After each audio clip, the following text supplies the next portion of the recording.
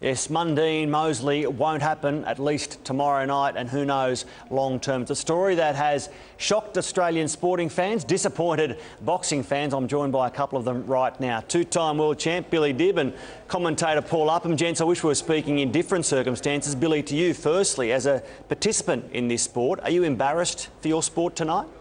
You know, I'm not really embarrassed. I'm just a little bit upset. You know, obviously I'm upset for Chock, and I'm upset for a lot of the guys who were fighting on the card, who were my teammates. You know, Luke Jackson, Tony Bates, Zach Awad. A lot of young talent who are now going to miss the opportunity to, you know, perform on a stage where they were going to be sharing the card with Anthony the Man Mundine and Sugar Shane Mosley. So that's what's upsetting. Paul, is it just part of boxing, modern day boxing, or is it a dark day for the sport? Oh, it is a dark day. Look, we shouldn't be here. The promoter, Vlad Wharton, the Golden Boy Promotions are claiming he guaranteed $1 million to be paid before the fight. That's unusual. Fighters normally get paid after the fight. But to bring Shane Mosley to Australia, that's what they asked for. That's what the management asked for. And look, I want to be clear about this. Anthony Mundine was not the promoter in this fight. It doesn't fall on his responsibility. But it does also reflect on his ability if he's not selling enough tickets. Now, to me, if I'm the promoter, I wouldn't have put the fight on in Sydney. I'd put it on Melbourne and Brisbane, because Sydney fans are notorious for not walking up. You're going to get 9,000 fans at the Sydney Entertainment Centre. That's a big ask. And the problem was that the bulk of the money in pay-per-view sales wouldn't be available till after the fight. And that's where these problems arisen. I'll get to that in a moment. Is it the end for Anthony Mundine? Mosley goes back to the States, no doubt spreads the word about what happens. It doesn't shine brightly on Anthony Mundine or anyone associated with the man's camp. Look, it reflects badly on Australia, boxing as a whole. There's going to be a lot of negativity. This is going to go all the way around the world. It reflects on everybody from Australian boxing as a community. Look, the fight is possible. If Anthony and Coda Nasser can go over there and guarantee, get the money to Shane Mosley, ultimately it's a business. If Shane Mosley gets his $1 million, he'll come back and fight. There's an issue that $300,000 was put up beforehand. The contract says that they forfeit that now. Shane Mosley keeps that, so who's paying for that, where that comes from? There's a lot of contractual issues, but Anthony Mundine wasn't the promoter in this instance. Vlad Wharton was. It was a co-promotion with Golden Boy. And if they can go over there and get the money to them, I think Shane Mosley would come back, and I suppose Billy would be able to confirm that. You think Shane would come back? Look, I could definitely tell you something right now, and you know, this is not taking anything away from Shane. Shane Mosley is definitely a legend of the sport, and he's earned his stripes. But I can tell you this right now, Shane Mosley is not earning the kind of money that Shane Mosley was earning, and that's the reason why he came to Australia to fight Anthony Mundine.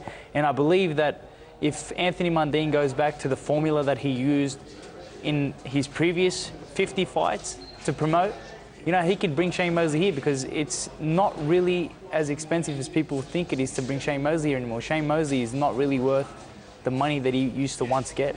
He has fought the best in the business. He's a future Hall of Famer, Shane Mosley. And Billy, you were partly responsible for bringing Shane Mosley into line with Anthony Mundine. Tell us about that. Well, I mean, back in 2008, when I fought Zalani Morali for the IBO Super Featherweight World title, Shane Mosley was then sort of guiding my career. I was signed to Golden Boy Promotions at the time, and Shane flew out to, you know, to assist me in my preparation.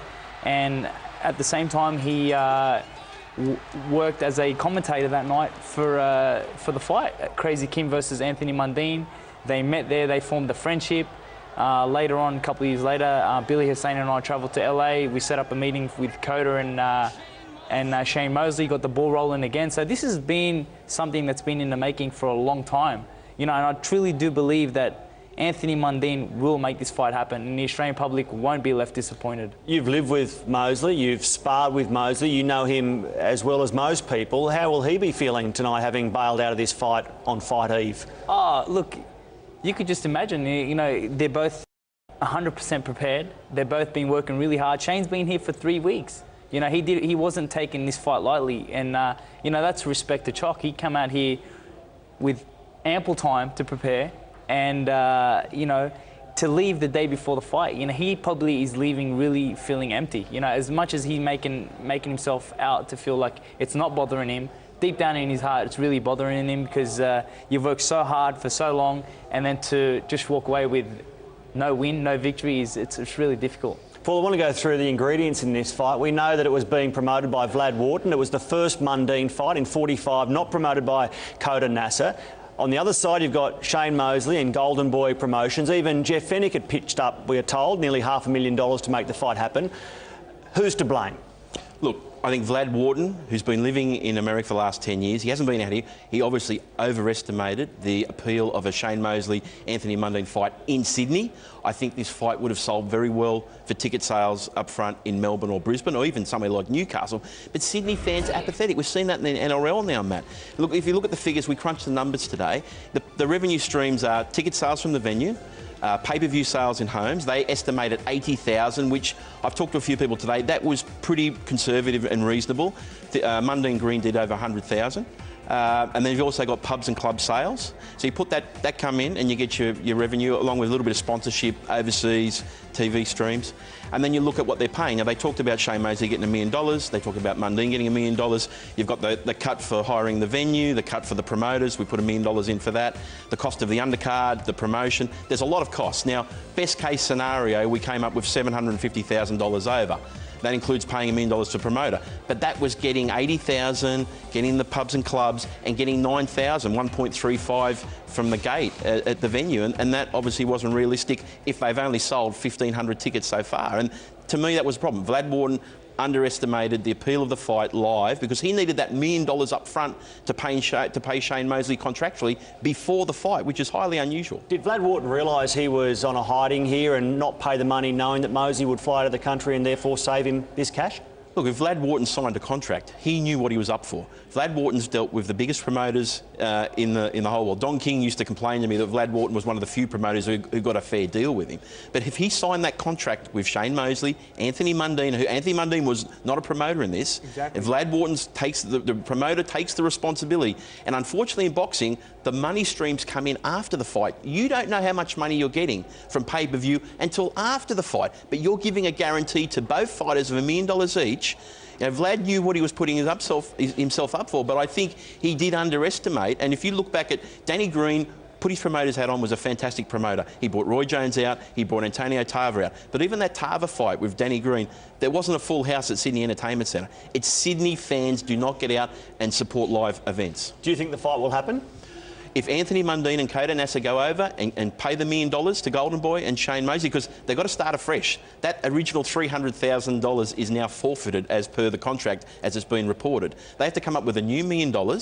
If they do that, and I believe they have access to that sort of money, then a business decision Shane Mosley will make with his team, they'll come back. They're talking about having the fight in early December. So if they can organise that, the fight will happen. But it should never have got to this. So, Billy, the man ain't done yet. You reckon he's going to fight on? I don't believe that he's done at all. You know, I feel that the Australian public should support Anthony Mundine. They should give him the credit that, you know, look, he was putting it all on the line. He was actually stating that if I lose, I will retire. He brought Shane Mosley to Australia. So that proves to the Australian public that he did want to face one of the legends of the sport. And you know, Anthony Mundine had a plan to face, you know, a possibly fight against Alvarez, a possible fight against Austin Trout, Cotto, you know, in leading into what he was dreaming of, maybe even getting in the ring with Floyd Mayweather. You know, it's good to aim high. That's what boxing's all about. You set the platform high, and if you get there, you get there. And if you don't, well, you just fall a little bit short. And you got a big bout this weekend against Russian Evgeny Gradovich. You're going to get your title back, you reckon? Definitely got a really big fight. Not this weekend. Coming up with Evgeny Gradovich on the 24th of November in China, Macau. I'm really excited about this fight, you know, because it's all in the preparation, and confidence comes from preparation. I've been preparing extremely well. Me and my trainer Billy Hussein, and you know, all the guys that we've got helping us. We've got John Steffenson on board, and you know, just the whole team. Everyone on board has been extremely great, and we're working really, really hard. And I think we're going to bring out a really good victory. Yeah, good luck in late November, and to both of you, we hope the sport of boxing has happier headlines ahead. Thanks for joining us. Thank you very much.